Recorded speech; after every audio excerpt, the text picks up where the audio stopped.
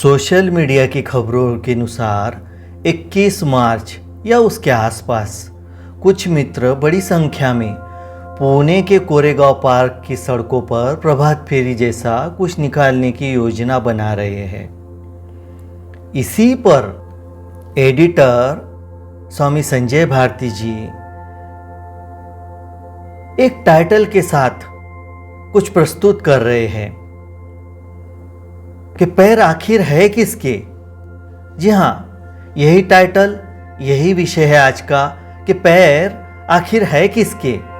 Editor कहते हैं, पिछले माह के संपादकीय में ओशो के कुछ सुझाव साझा किए थे जो एक विशिष्ट अवसर पर उन्होंने दिए थे कि सार्वजनिक स्पेस में उन्हें प्रस्तुत करते हुए हम किन बुनियादी चीज़ों का ख्याल रखें जिसमें हमारी व्यक्तिगत स्वच्छता व एक स्तरीय प्रस्तुति पर जोर था। फिर यह भी साझा किया था कि ओशो ने किस प्रकार जनवरी 1987 में पुणे वापस लौटने के बाद से अपनी चित्र वाली माला का सार्वजनिक प्रयोग बंद करवा दिया था। हाँ, अपने निजी एकांत में यदि कोई उसका प्रयोग करना चाहे तो करने के लिए स्वतंत्र है, यह जानते हुए कि वह ध्यान के लिए गैर अनिवार्य एक आभूषण है, सुंदर आभूषण है, क्योंकि उसमें से सुंदरतम संभव मनुष्यकृति झांकती है, लेकिन फिर भी आभूषण ही। मैरून व वाइट रोब्स के बारे में भी साझा किया था कि जुलाई 1989 में उन्हें प्रारंभ करवाते समय ओशो ने यह संदेश भिजवाया था कि पहले पहने जाने वाले गैरिक वस्त्रों की तरह उनका संन्यास से कोई लेना देना नहीं है। वे केवल बुद्ध क्षेत्र में ध्यान करते समय या वर्क मेडिटेशन करते हुए पहने जाने हैं, बुद्ध क्षेत्र के बाहर सड़कों पर नहीं। व्हाइट रोब्स के लिए ओशो ने कहलवाया था कि शाम को इवनिंग मीटिंग मेडिटेशन के समय विश्व भर के ध्यान केंद्रों में वे पहने जा सकते हैं। बुद्ध हॉल में माँ आनंद द्वारा पढ़कर सुनाया गया यह संदेश 15 जुलाई 1989 के ओशो टाइम्स में यह सूचना की तरह प्रकाशित है। ओशो के वे सभी निर्देश केवल इसलिए साझा किए थे चूँकि कहीं यह पढ़ने में आया था कि 21 मार्च या उसके आसपास कुछ मित्र बड़ी संख्या में पुणे के कोरेगांव पार्क की सड़कों पर प्रभात फेरी जैसा कुछ निकालने की योजना बना रहे हैं। यह ओशो को सार्वजनिक स्पेस में प्रस्तुत करना हुआ। बस इसी को ध्यान में रखते हुए यह स्मरण दिलाना चाहता था कि ओशो के निर्देशों व प्रस्तुति की ओशो अनुकूल स्तरीयता का ध्यान रखा जा सके तो बहुत शुभ, वरना तो जिसे जो करना है सो करना ही है।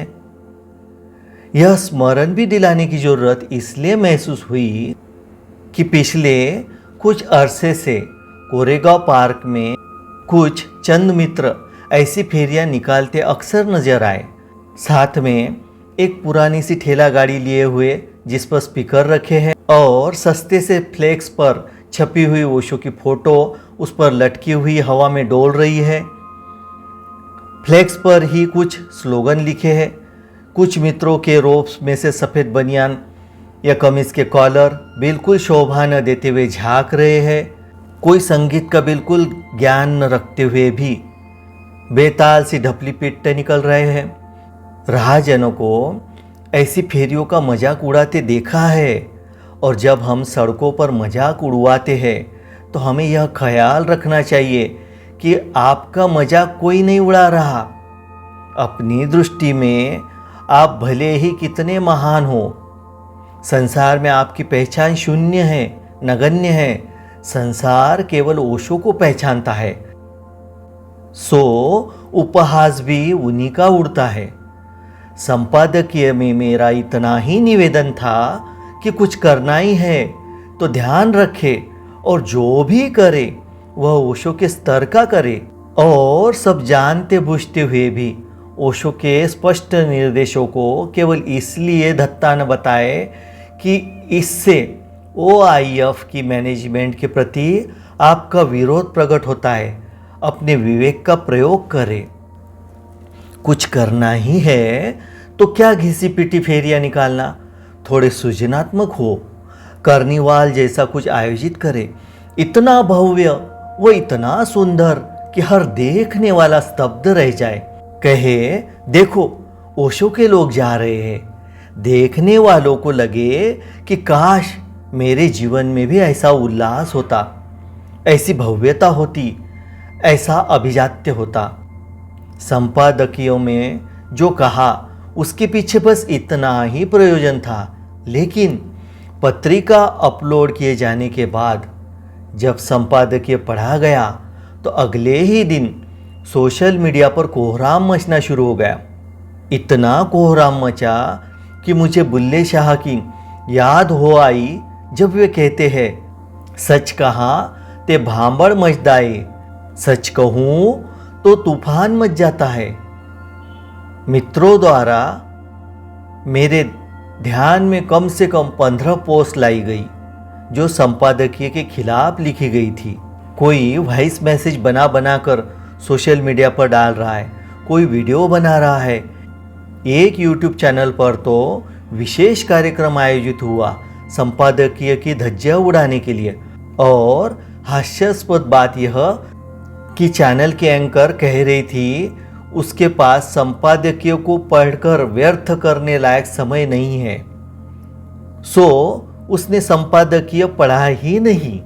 फिर भी 1 घंटे का कार्यक्रम कर डाला।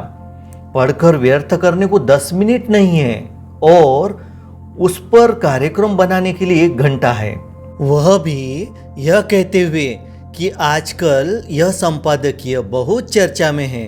प्रणाम माते।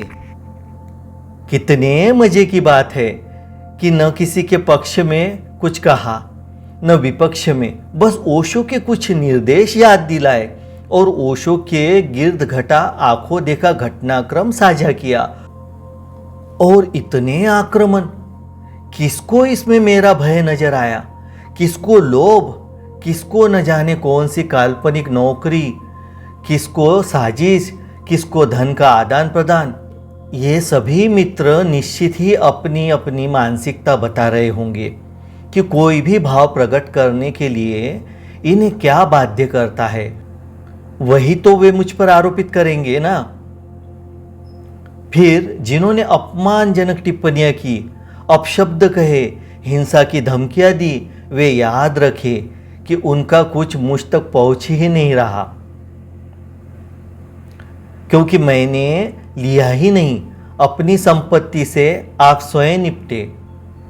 क्यों यह समझना कठिन है कि एक सामूहिक उन्माद से तटस्थ खड़ा होकर भी कोई इक्का दुक्का चीजों को भिन्न नजरिए से देख सकता है, बिना कुछ खोने के भय के या बिना कुछ पाने के लोभ के। संपादकीय टिप्पणी करते हुए 4-5 मित्रों ने एक जैसे शब्दों का प्रयोग करते हुए कहा, जैसे कि बड़े विचार विमर्श के बाद तय किया गया हो कि OIF सारा ध्यान माला के मुद्दे पर लाना चाहता है और बाकी विषयों से ध्यान भटकाना चाहता है। इस टिप्पणी के कुछ अर्थ निहितार्थ है। पहला तो यह कि संपादकीय में क्या लिखा जाएगा, यह OIF की ओर से मुझे डिटेक्ट किया गया, यह एक सरासर गलत अनुमान है। बस मुझे कब, क्या, कैसे और क्यों करना है, यह स्वतंत्रता पूर्ण मेरी है। एडिटर कहते हैं, यह स्वतंत्रता पूर्णता मेरी है। स्पेक्ट्रम के दोनों ओर वे लोग हैं जिनके साथ मैंने लंबे समय तक कम्यून में काम किया है और जिनके साथ मेरे आत्मीय व परस्पर स्नेहपूर्ण संबंध है। वे सभी अच्छे से जानते हैं कि यदि मुझसे किसी को एकमात्र कोई समस्या हो सकती है तो वह यह कि मुझे डिटेक्ट करके मुझसे कुछ नहीं करवाया जा सकता। तो निश्चिंत रहे, OIF की इसमें कोई योजना नहीं है। उनको तो पता भी नहीं मैं क्या लिखने वाला हूं। एडिटर कहते हैं, उनको तो पता भी नहीं कि मैं क्या लिखने वाला हूं। और दूसरी तरफ बात यह कि माला को मुद्दा OIF कहाँ बना रहा है भाई। उनकी बात तो सीधी साफ है कि माला का सार्वजनिक प्रयोग ओशो 36 वर्ष पूर्व समाप्त करा चुके, सो उसके साथ प्रवेश वर्जित है। अब माला को मुख्य मुद्दा तो वे ही बना रहे हैं ना, जो माला पहनकर ही ओशो इंटरनेशनल में प्रवेश चाहते हैं। अब कल कोई लोग आ जाए और मांग करे कि उन्हें गैरिक वस्त्र पहनकर भीतर प्रवेश चाहिए, तो क्या करिएगा। उनकी इस मांग के समर्थन में ओशो के सैकड़ों प्रवचन होंगे, जिनमें ओशो गैरिक की महत्ता व अनिवार्यता बता रहे होंगे। ऐसे प्रवचन भी होंगे जिनमें ओशो कह रहे होंगे कि यह सबकी स्वतंत्रता है कि जिन्हें गैरिक पहनना है पहने और नहीं पहनना है न पहने। और OIF के पास ओशो का एक भी रिकॉर्डेड प्रवचन नहीं मिलेगा जिसमें उन्होंने मैरून व वाइट रोब्स की बात की हो। इस स्थिति में रंग को मुद्दा कौन बना रहा होगा? वे जिनके पास सैकड़ों रिकॉर्डेड प्रमाण हैं, या वे जिनके पास कोई रिकॉर्डेड प्रमाण नहीं है? आप कहेंगे कि मैरून व वाइट रोब तो स्वतः प्रमाणित है, क्योंकि स्वयं ओशो की सानिध्य में हजारों लोगों द्वारा उन्हें पहने होने के साक्ष्य मौजूद है। चित्रों में भी, वीडियो में भी आप कहेंगे कि इससे यह स्पष्ट सिद्ध होता है ओशो ने ही इन रंगों के रोब्स पहनने के निर्देश दिए। तो फिर तो ठीक इसी प्रकार जनवरी 1987 के बाद से प्रवचन व इवनिंग मीटिंग के जितने वीडियो और चित्र हैं, उनमें ओशो की सानिध्य में कोई भी व्यक्ति माला पहने नजर नहीं आएगा। सभागार में मौजूद 10,000 लोगों में से एक भी नहीं। उदाहरण के लिए 1988 के एक जैन प्रवचन का चित्र ध्यान से देख ले।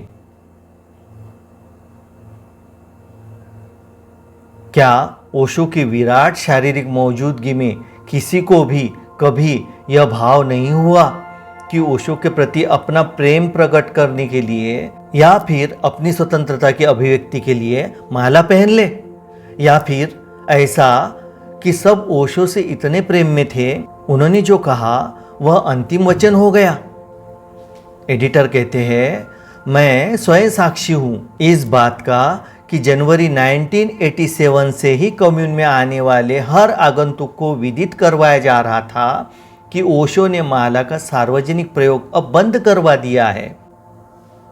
आगे एडिटर कहते हैं, सदा के लिए रहने को तो मैं 1988 में पुणे आया था, लेकिन जनवरी 1987 से अप्रैल 1988 के बीच महीने 2 महीने में जब मौका मिला दौड़ा आया। जनवरी 1987 में हम कोई 8-9 मित्र दिल्ली से पुणे आए थे। ओशो खलील जिब्रान की दी प्रोफेट पर बोल रहे थे और दिन में 2 प्रवचन होते। प्रवचन चाओंगसू सभागार में हो रहे थे, जहाँ कोई 250-300 मित्र ही बैठ सकते थे। तो भीतर जाने के लिए सबका बारी बारी से नंबर आता था। अपनी बारी का नंबर व टिकट फ्रंट गेट पर स्वामी तथागत से लेना पड़ता था। उनसे अनुनय विनय भी कर लेते कि हम इतनी दूर से आए हुए हैं तो हमें रोज जाने दे। वह प्रेम पूर्वक मान भी जाते, कई बार आगे बैठने की सीट भी दिलवा देते। जिस दिन हम सभी मित्र पुणे पहुँचे, हम सभी ने मालाएं पहनी हुई थी, क्योंकि अभी तक हमारे पास ओशो का यही निर्देश था कि यह सबकी स्वतंत्रता है कि माला पहने या न पहने। पहली ही मुलाकात में स्वामी तथागत ने हमें बहुत प्रेम से कहा कि अब ओशो ने माला के सार्वजनिक प्रयोग के लिए मना कर दिया है, इसके बाद कोई प्रश्न ही नहीं। सब ने अपनी माला उतारी और जेब में रख ली। रजनीश टाइम्स के 25 जनवरी 1987 के अंक में छपी एक सूचना रजनीश धाम में अशांति पैदा करने के लिए ओछी हरकतें शीर्षक से छपी एक सूचना के एक प्यारा में स्पष्ट लिखा है, अब कोई भी सन्यासी माला नहीं पहनता। तो जनता को यह सूचित किया जाता है कि वह इस बात के प्रति सावधान हो जाए कि लाल कपड़े और माला पहनने वाले लोग अब भगवान श्री का प्रतिनिधित्व नहीं करते। यह विज्ञापन अखबारों में इसलिए छपवानी पड़ी थी कि कुछ लोग उस समय कम्यून के द्वार पर आकर उपद्रव करने लगे थे कि उन्हें माला पहनकर भीतर जाना है। वे स्थानीय प्रेस को भी बुला लाए थे कि उनकी स्वतंत्रता के अधिकार का हनन किया जा रहा है। और यह सब ओशो की शारीरिक मौजूदगी में रजनीश टाइम्स में छपी उस सूचना की फोटो भी यहाँ प्रस्तुत है। माला का विषय मैंने बार बार उठाया है बिना इस बात की परवाह किए कि पूरी एक ट्रोल आर्मी है जो फप्तियों के हथियार लेकर पीछे पड़ जाएगी, और बार बार पड़ी है। लेकिन मेरी समझ में माला ओशो के कार्य में बहुत महत्वपूर्ण बिंदु है। इतना हल्का नहीं कि हम अपने व्यक्तिगत विरोध के हथियार की तरह उसका उपयोग कर ले। जब ओशो ने हमें माला दी तो वह उनके कार्य में ऐसा ट्रांजिशन था, ऐसा संक्रमण था जिसमें वे अपने गिर्द इकट्ठे हो गए एक बहुत बड़े वर्ग को छांट कर अलग कर रहे थे, ताकि वे अपने वास्तविक आमंत्रण को एक मूर्त रूप दे पाए। और जब अंततः माला उन्होंने वापस ली तो यह एक दूसरा ट्रांजिशन था जिसमें उन्होंने धरती के समस्त जन को अपने कार्य में सम्मिलित कर लिया। अब फूल खिल चुका था और खुशबू हवा में बिखर जानी थी। ओशो ने स्वयं भी कहा है, अब हम अपने द्वार सबके लिए खोलते हैं। जो भी बाधा हो सकती थी वह मैंने हटा ली है, अब कोई भी भीतर आ सकता है। ओशो ने ऐसी कोई छाप, तिलक, ऐसा कोई सार्वजनिक प्रतीक नहीं छोड़ा है जो लोगों को ऐसे अलग करता हो कि उनके लोग व अन्य लोग जो भी जहाँ भी उनकी देशना का स्वाद लेना चाहे वह ओशो का है और ओशो उसके है। ओशो का कोई धर्म नहीं है जिसमें किसी को कन्वर्ट होना पड़े। ओशो ने अपने कार्यों को आकाश का पूरा विस्तार दे दिया है। हम क्यों उसे डबरे में कैद करने का हट करें? इतना लंबा यह सब कहने का मेरा बस यही प्रयोजन है। बाकी OIF से कोई भी प्रश्न हो तो सीधे OIF से पूछे। मैं OIF का प्रतिनिधि नहीं हूँ, ओशो का प्रतिनिधि हूँ, उतना ही जितना कि उनका कोई भी शिष्य। संस्थागत प्रश्नों के उत्तर संस्था ही दे सकती है। और यह भी याद रखें कि कोई भी संस्था, चाहे वह देवलोक में देवों द्वारा ही संचालित क्यों न की जा रही हो, उसके संचालन को लेकर आदिकाल से मतभेद होते ही है, प्रश्न होते ही है, आरोप होते ही है, आपत्तियां होती ही है। कुछ का कारण अनुमान मात्र होता है, कुछ का गलतफहमियां, कुछ का दृष्टिकोण की भिन्नताएं और कुछ के पीछे संभवता कुछ आधार जिनका व्यक्तित्व संघर्षात्मक टाइप का है। वे अपनी समझ के अनुसार जूझे अपने प्रश्नों को लेकर, लेकिन उसके लिए ओशो के कार्यों की मूल भित्तियों को नुकसान न हो, रक्षा में हत्या न हो जाए। आगे एडिटर कहते हैं, ओशो एक कहानी कह रहे हैं, इसमें कुछ समझने जैसा लगे तो जरूर समझे। दो शिष्य एक गुरु के पैर दबा रहे थे। दोपहर का वक्त, गर्मी के दिन, गुरु रहे होंगे कोई गुरु घंटाल। असली गुरु पैर नहीं दबवाता। असली गुरु क्यों पैर दबवाएगा? और लंगड़ों से क्या पैर दबवाना, अंधों से क्या पैर दबवाना, सोए हुए से क्या पैर दबवाना? ये तो कुछ उपद्रव करेंगे ही, तो गुरु तो नहीं रहे होंगे, गुरु घंटाल रहे होंगे। दोनों पैर दबा रहे थे। दो शिष्य थे उनके, सो हर रोज में बंटवारा करना पड़ता था। एक ने बाया पैर लिया था, एक ने दाया। गुरु ने करवट बदली, बाया पैर दाएं पैर पर चढ़ गया। जिसका दाया पैर था उसने कहा, हटा ले अपने बाएं पैर को, अगर मेरे पैर पर तेरा पैर चढ़ा तो भला नहीं, लेकिन जिसका पैर चढ़ गया था उसने कहा, अरे देख लिए ऐसे धमकी देने वाले, किसकी हिम्मत है जो मेरे पैर को नीचे उतार दे।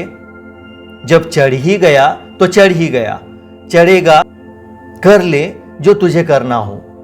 उसने कहा, देख हटा ले, मान जा। वह उठा लाया लठ। उसने कहा, वह दुचली बनाऊंगा तेरे पैर की, मगर दूसरा भी कुछ पीछे तो छूट जाने वाला नहीं था। सोए हुए आदमियों के साथ यही खतरा है। दूसरा तलवार उठा लाया। उसने कहा, हाथ लगा, लकड़ी चला मेरे पैर पर और देख तेरे पैर की क्या गति होती है, एक ही झटके में फैसला कर दूंगा। इस आवाज में, शोरगुल में गुरु की नींद खुल गई। सुना आंखें बंद किए किए ही कि यह मामला बिगड़ा जा रहा है। उसने कहा, भाइयों जरा ठहरो, यह भी तो ख्याल करो कि पैर मेरे हैं। उन्होंने कहा, आप शांत रहिए, आपको बीच बीच में बोलने की कोई जरूरत नहीं। जब बंटवारा हो चुका है तो हो चुका, यह इज्जत का सवाल है, आप शांत रहो। अंत में एडिटर कहते हैं, तो बस इतना ख्याल रखिए कि पैर आखिर है किसके।